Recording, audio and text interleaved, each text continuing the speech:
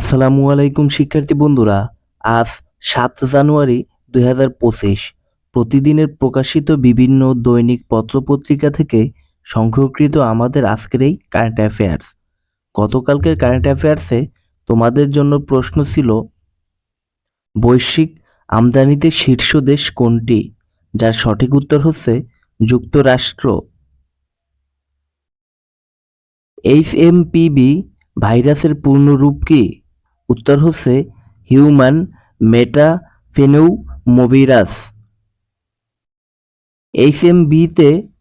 HMPV-তে প্রথম আক্রান্ত দেশ কারা? উত্তর হচ্ছে চীন প্রথম, জাপান দ্বিতীয়, মালয়েশিয়া তৃতীয় এবং ভারত হচ্ছে চতুর্থ দেশ।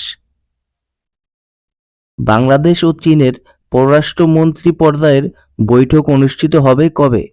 উত্তর হচ্ছে ২১ জানুয়ারি বেইজিংয়ে। পেট্রোবাংলার নবনিযুক্ত চেয়ারম্যান কে? উত্তর হচ্ছে মোহাম্মদ রেজাউর রহমান। ভোটার তালিকা হালনাগাদ কার্যক্রম শুরু হবে কবে থেকে? উত্তর হচ্ছে ২০ জানুয়ারি থেকে। বিবিএস জুলাই সেপ্টেম্বর সময়ের ত্রৈমাসিক শ্রমশক্তি জরিপে বেকার ছিল কতজন? উত্তর হচ্ছে মোট শ্রমশক্তির ২৬,৬০,০০০। বিবিএস এর জরিপ অনুযায়ী গত সেপ্টেম্বর মাস শেষে দেশে শ্রমশক্তি ছিল কত কোটি? উত্তর হচ্ছে ৭,৬০,০০,০০০ নারী পুরুষ মিলিয়ে। বিবিএস এর জরিপ মতে দেশে স্মার্টফোন ব্যবহার করে কত শতাংশ পরিবার? উত্তর হচ্ছে প্রায় ৭০% পরিবার। ওয়ান স্টপ সার্ভিস পোর্টালের নতুন সংস্করণ চালু করেছে কারা? উত্তর হচ্ছে বাংলাদেশ বিনিয়োগ উন্নয়ন কর্তৃপক্ষ, সংক্ষেপে যাকে বিডা বলা হয়। বর্তমানে বিশ্বের বৃহত্তম জলবিদ্যুৎ প্রকল্পের নাম কি? উত্তর হচ্ছে থ্রি গর্জেস বাঁধ। ২০২৪ সালে প্রবাসী আয় কত ছিল?